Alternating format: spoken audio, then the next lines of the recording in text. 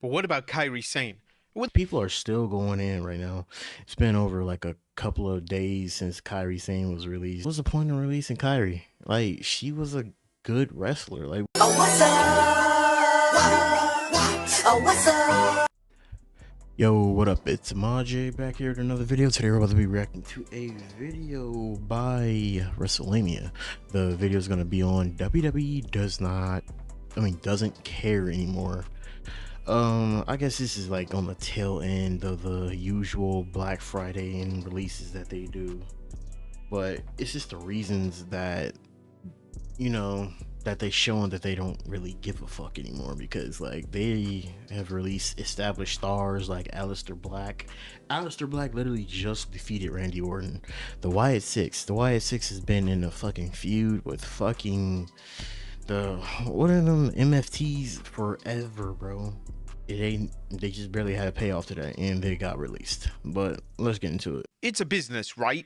WWE releases occur virtually every year after WrestleMania. No matter if the company is thriving, budget cuts are always made, but morally, is this the right thing to do? The same week that WWE released an array of names, they revealed that WrestleMania produced one of the highest gates in company history.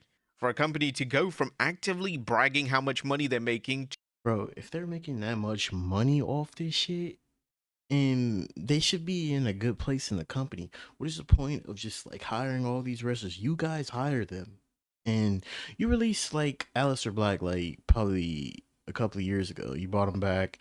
You released these other people like a couple of years ago and brought them back. They just brought people back just to fire them again, and like not give them any types of directions. But this nigga, but these niggas do not need. I feel like I don't know what's going on in the company, but like these niggas are seem like they, stacked. They got money. TKO bought WWE. TKO literally overcharged for fucking tickets. They barely just decided to put that down this summer, and I don't know. They say it's going good. Why fire all these stars? I mean, I guess to make more room for NXT talent, but like, what happens when those people get fired? It's just going to become a cycle. releasing talent is just an odd juxtaposition, and one that quite rightly has angered fans. A lot of fans are wondering why exactly these cuts needed to be made. It's not as if the company is losing money, and there are question marks surrounding why WWE has a habit of announcing these releases just hours before a live SmackDown broadcast. Over the past few years, all WWE releases have been announced prior to the SmackDown broadcast, and this means that WWE talent have to go to work knowing that their friends and co-workers have just been fired.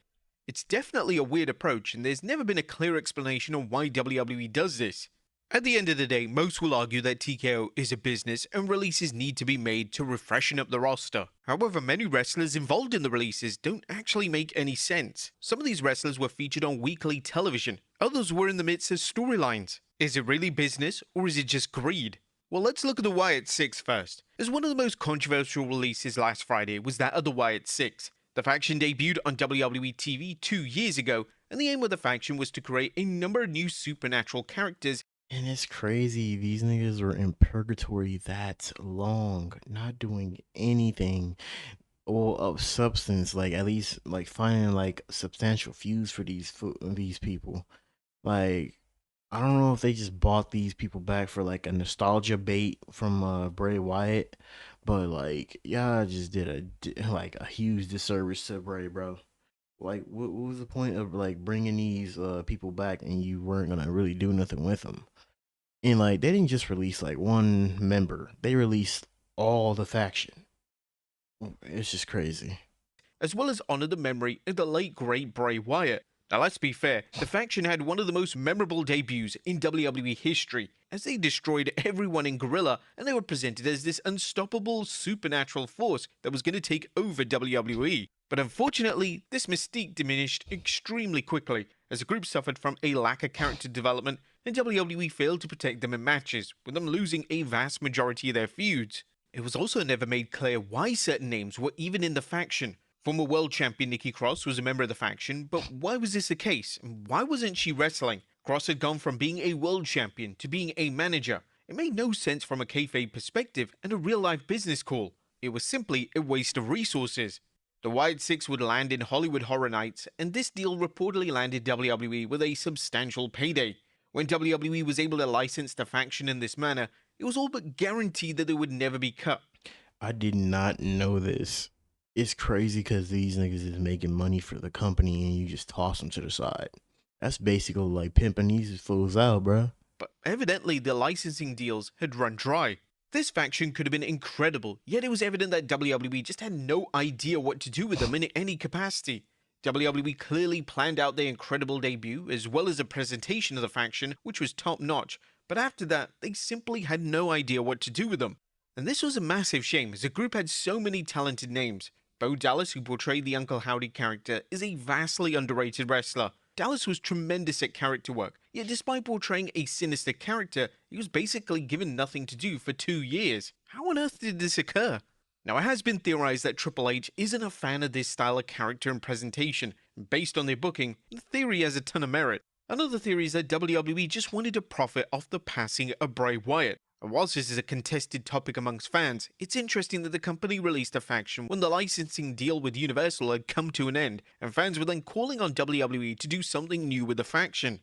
It'd also be interesting to ask WWE higher-ups why the group was released.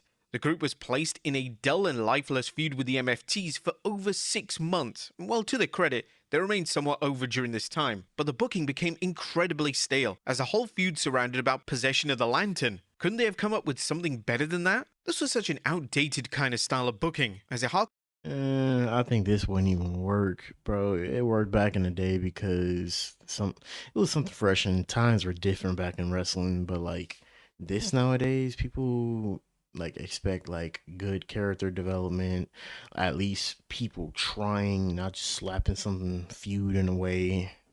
But like I don't know what the hell they did to the Wyatt Sicks. all the way back to the New Generation era, where The Undertaker would have his urn stolen. It was kind of the same thing. But WWE just needed to book and present the faction like serious characters, and they only have themselves to blame when it comes to their perceived failures. A lot of fans are questioning why the entire group was released though, as Nikki Cross in particular would have been a fantastic hand in the women's division, as she is a veteran and of course a former world champion. Why didn't WWE bother to separate them and release the names they had no interest in using? Bully Ray would even speak on Busted Open Radio, believing that WWE made a big mistake in releasing Bo Dallas in particular. I would have kept Bo Dallas around and I would have kept the character doing something, even if Uncle Howdy, for the rest of his WWE career, was always trying to find a way to talk to Bray Wyatt, to The Fiend, one more time. And that was his entire story and his entire quest. Because the last time we saw The Fiend was in WWE, so Uncle Howdy was always searching the WWE for the door, for the Stargate to find The Fiend, and we always saw him, move along in his story. Somebody's always trying to stop him. Bully Ray is absolutely 100% right in this assessment. Why not keep the legend of Bray Wyatt alive in WWE through the power of his own brother? But what about Kyrie Sane? Without a doubt the most Oh shit. People are still going in right now. It's been over like a couple of days since Kyrie Sane was released. Yo, these fools are going up on Instagram, Twitter. They had this shit jumping. I don't think WWE is gonna let up and let her back in because like they don't want this to be another R-Truth situation. In my opinion, they're not gonna do this again because, like, when a lot of superstars are released, they're not gonna be getting punked out by the fucking WWE crowd every fucking time. There's like a releases. I can get that side of the story, but like, what was the point of releasing Kyrie? Like, she was a good wrestler. Like, what was the point? You could have stuck her in any like feud, like top tier 101 instead of just like sticking her in like a secondary role in the Kabuki. No, Damage Control. I think I said Kabuki Warriors. I don't even legit remember. Like she was doing some tag team with Asuka, but like she was taking the secondary role, knowing she's fucking talented. I really wish they didn't do that. Controversial WWE release was that of Kyrie Sane. Sane is one of the most popular names in the entire women's division, and she's seen by many as one of the most likable names in the locker room, with names such as Bayley and Charlotte Flair speaking in favor of Sane's work and presence in WWE. At the time of her release, Sane was in the midst of an angle that had captured the imagination of the audience. Her story with Asuka was red hot, and fans were eagerly anticipating turning on a mentor. This feud could have been a game-changing feud for the women's division, as WWE rarely commits to telling emotional stories in the division, yet they just couldn't resist cutting it short. Sane's release shows that WWE isn't fully invested in the women's division, and this has been abundantly clear over the past few weeks, with numerous female releases, as well as the women not even getting 10 minutes during the biggest show of the year. Wow. There is an active social media campaign to bring Sane back with the hashtag #WeWantCarrion. And they were supposed to change all this shit like years ago, bro. I thought all this shit was stomped out, bro. Like, when a Divas evolution just literally got like pushed to the side and the women's evolution was right there. I said Divas evolution, my bad. But the women's evolution was there like 2015, bro. Thought this shit was all done, so. Kyrie, but sadly, it may not work. Granted, it's worked countless times over the year, and WWE could easily use this in a storyline, yet some fans feel like Sane is better off working for a company that actually respects her work. Sane's True. work in the Asuka storyline has been absolutely stellar, and she couldn't have done it any better. Releasing a name such as Sane sends the wrong message to the talent. If a talent excels in their scripted role, it doesn't mean that they can be cut at any time, according to WWE, that is. Her release shows that nobody is safe from the chopping block, and any chance TKO gets to cut a name and save a cheap buck, they will take no matter the backlash from the audience. There's also concern that WWE is going to use Sane's departure for content, especially if she ends up returning. We saw last year with R-Truth's firing and subsequent rehiring that WWE just can't resist controlling the narrative. It wouldn't come as a shock to see WWE turn this entire scandal into a WWE Unreal skit, which is completely tasteless.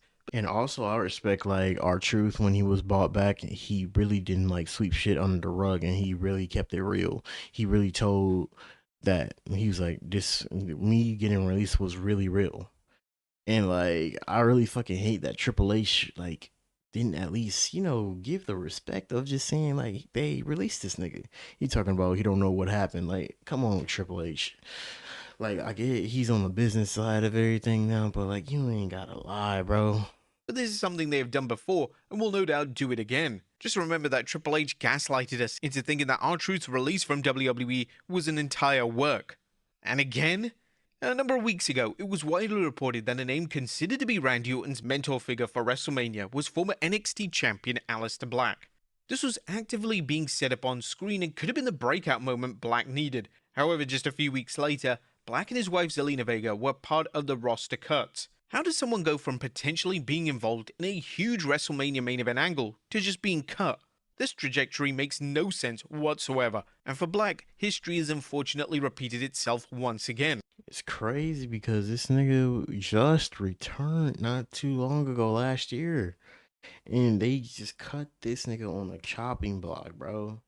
This just makes me nervous for like any other talent that's gonna, be like, there on the roster and then they just get cut out of nowhere, bro. Shit, nigga, I'm pretty sure everybody in WWE is on their toes right now. When he was cut from his WWE deal the first time around, he had just debuted a new menacing character and was set for a feud with Biggie. Black would then be cut from his contract, resulting in the repackage being a complete waste of everyone's time. WWE had put a ton of resources into Black's latest gimmick, as he had paired him with his real-life wife, and the feud and program with Orton had a ton of fan intrigue. Similarly to other names released, Black did everything he was asked, and he couldn't have delivered his role any better. Vega was also an interesting release, as when she was given the US title, she was given nothing to do.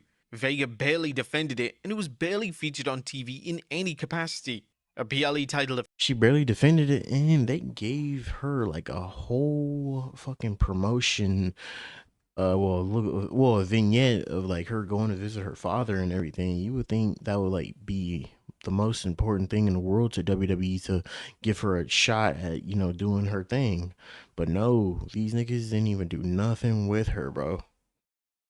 defense was simply out of the question, and as things stand, the title still hasn't been defended on a single WWE PLE since it was initially introduced.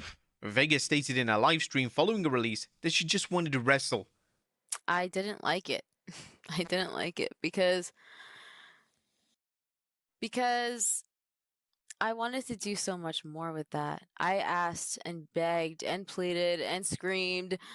I wanted that title to be the workhorse title. I wanted to take that title to Japan, whether that was with Marigold or with Stardom. I wanted to take it to AAA in Mexico. I wanted to defend it and actually defend it, and just obviously to get it more like seen and known and like have this title be what it's supposed to be. But unfortunately, that never happened. WWE, no doubt in their minds, are blaming Vega for the failures of the reign, but once again, talent can only do so much. They aren't booking the shows, they can't control how many matches they have. It's just completely unfair. Vega isn't the first. And it's crazy because like these people are pleading and literally trying to give these fools like ideas to the creative team, like whoever's in charge back there, like Triple H, but like they're just probably just getting dismissed. And I really respect that she said she tried, bro. And she looked at that new championship as like something of hers. Name to complain about this exact thing, as former women's champion Jade Cargill shared similar sentiments, and it definitely furthers the narrative that WWE has just stopped caring about the women's division. What are WWE talent supposed to do to avoid being released? This is a question that WWE and TKO executives need to answer. And LFG. The WWE LFG show is a show that is designed to create future stars for the company. Ooh. However, LFG Season 1 winner Tyra May Steele was cut on Friday. Steele had won the show and was clearly being positioned to be a big star for the company, but 12 months later, she's unemployed? What is the purpose of the show if talent are given little time to develop? This has reportedly led to backlash within NXT, as names are questioning the purpose of LFG if talent are being cut before given a fair opportunity. Nigga, that's true. That is just damn near true. What is the whole point of NXT also if you guys are just gonna, well, I know NXT is like seen as the developmental brand and also like another show essentially, but like what is the point of all this if you guys are gonna keep fucking cutting these people so early? Like she was a winner of like a thing that you guys like think is really big and like is, you know, the future of WWE, and you guys cut her. She was like the winner of that whole thing.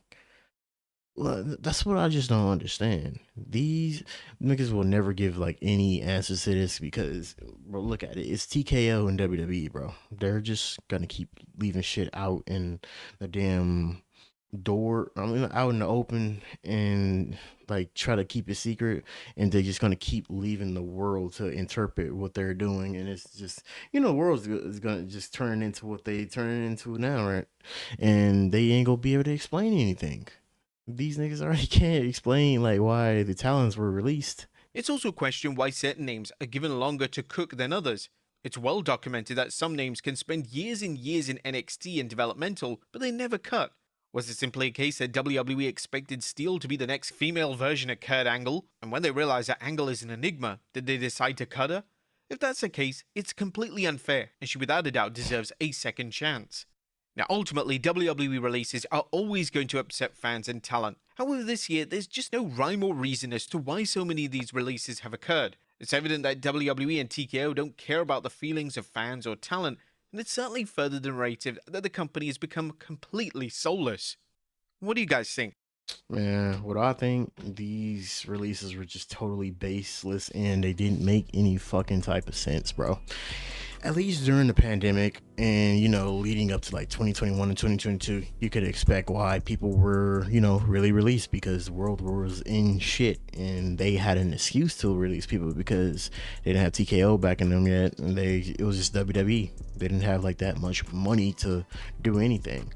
But right now, you got a big ass company backing you. You got so much money coming in. You got brand deals. You're with fucking Netflix, and that was like a buttload of fucking money that just got delivered on your hands. And you getting sponsors. You get WrestleMania tickets, overpriced ass tickets actually. And there's just so much stuff that should, you know, keep shit out in the open. I mean, like I said, I get some wrestlers had to get. I get some wrestlers get cut because, like, you know, like they didn't have nothing for them to do, or some, but like a lot of these did not make no sense. They could have kept some shit going and did what they did, but I really don't think this is like good for the future because anybody could just be cut now, for even if they're doing decently good. But hey, let me know what you guys think in the comment section. But like, I think these are just soulless and baseless. But if you guys enjoyed the video, you want to see more WWE videos by me, like and subscribe, and I'll catch you guys in the next video. We on the road to 550. He was the best guy around. What about the people he murdered? What murder?